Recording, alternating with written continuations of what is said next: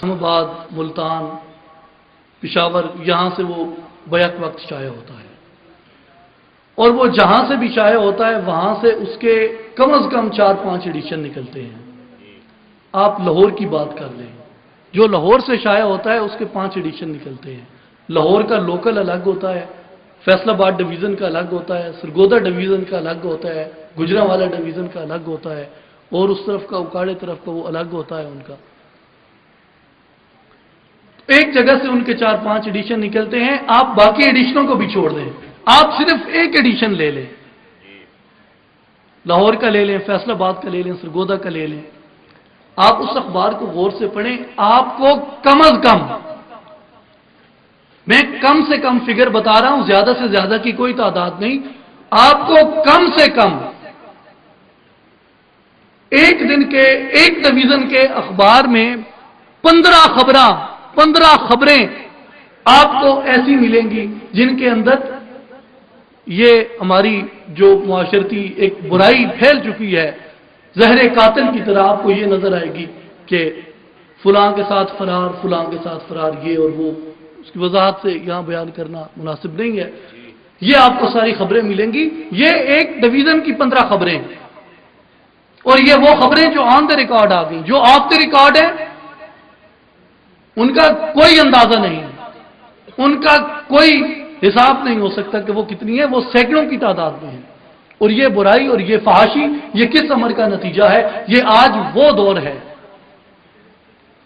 میری ذرا بات پہ غور کرنا، یہ وہ دور ہے کہ جب ایک چودھری صاحب یا خان صاحب یا ملک صاحب یا میر صاحب وہ جب پنچایت کا فیصلہ طے کرنے لگتے ہیں تو کہتے ہیں ہاں بھائی ضامن لے کے آؤ، کہتے ہیں جناب یہ بندہ ضامن ہے، اور یہ ضامن ہے، اور یہ پیر فقیر والا بندہ ہے، ملنگ بندہ ہے، یہ جھوٹ بول دے تو اسے کیا ہوگا؟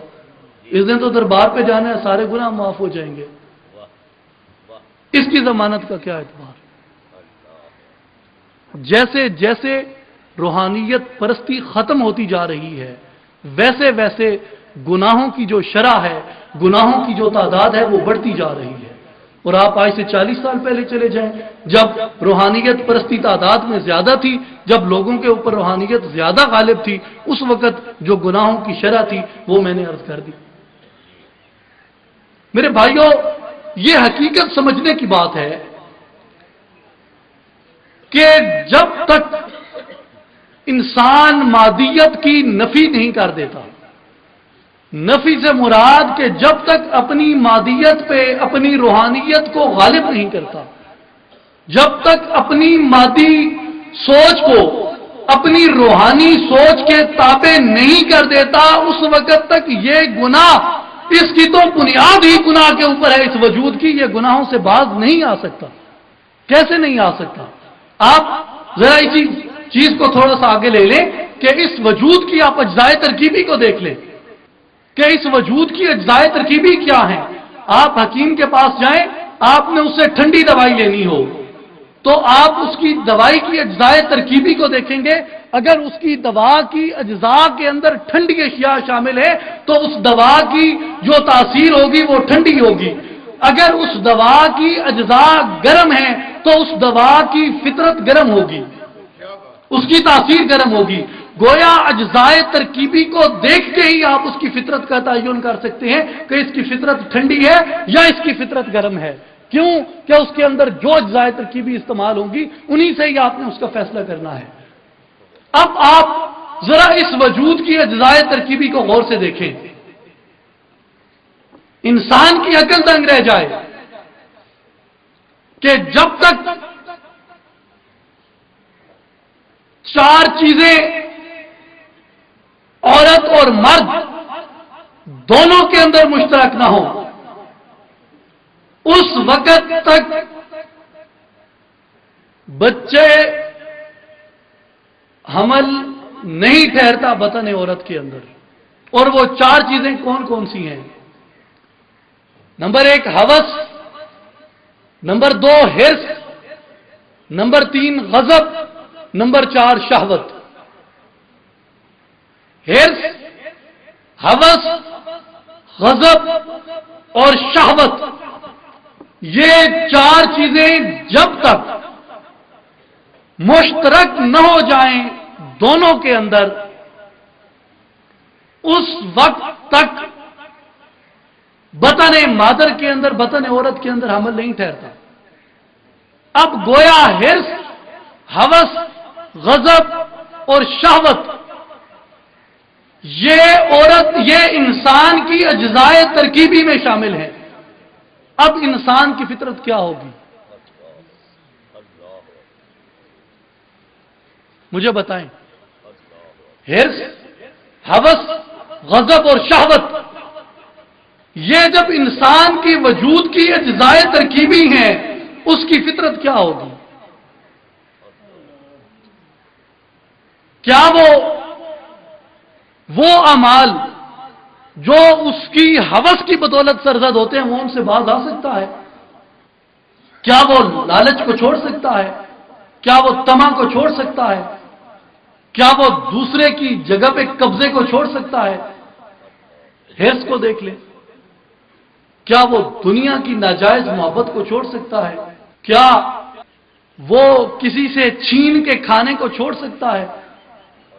آپ غضب کو دیکھ لیں، کیا وہ کسی کا قتل چھوڑ سکتا ہے؟ کیا وہ غرور، تکبر اس کو ترک کر سکتا ہے؟ نہیں ترک کر سکتا۔ آپ شہوت کو دیکھ لیں، کیا وہ منشیات کے استعمال کو چھوڑ سکتا ہے؟ کیا وہ زناکاری سے باز آ سکتا ہے؟ کیا وہ نظر بد سے باز آ سکتا ہے؟ نہیں آ سکتا۔ کیوں نہیں آ سکتا؟ اس لیے نہیں آ سکتا کہ اس کی اجزائے ترکیبی کے اندر یہ چیزیں شامل ہیں۔ جب اس کی اجزائے ترکیبی کی یہ چیزیں حصہ ہیں، وہ گناہوں سے کیسے باز آ سکتا ہے؟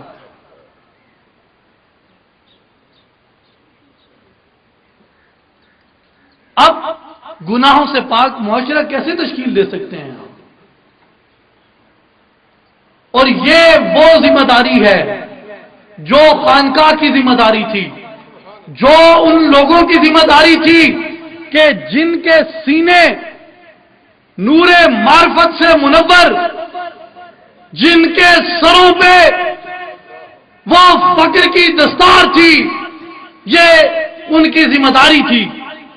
اور پچھلے کئی صدیوں کے خلا میں جب ان اسلاف کی اولاد اسلاف کے اس پیغام سے روگردانی کرتی ہے، یہ اس کے نتیجے میں یہ تمام چیزیں یہ زور پکڑتی ہیں، روحانیت پرستی کم ہو جاتی ہے، مادیت پرستی بڑھ جاتی ہے، اور اس کا نتیجہ یہ ہوتا ہے کہ پورا معاشرہ انتشار کا شکار ہو جاتا ہے۔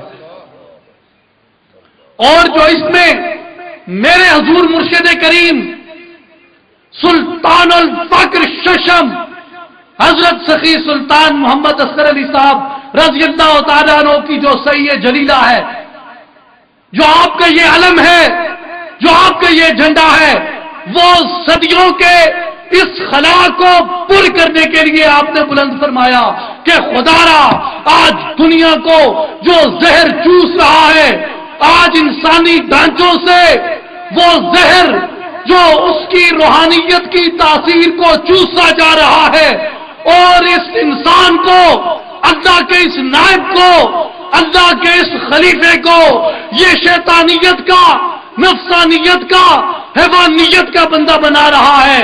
آج اس زہر کا دریاق ہمیں روحانیت کی طاقت سے کرنا ہے، اور اس طاقت کو آپ نے کھڑا فرمایا اصلاحی جماعت کی صورت میں، تنظیم العارفین کی صورت میں، اور اس کی قیادت آپ نے ہمیں عطا فرمائی۔ حضور جانشین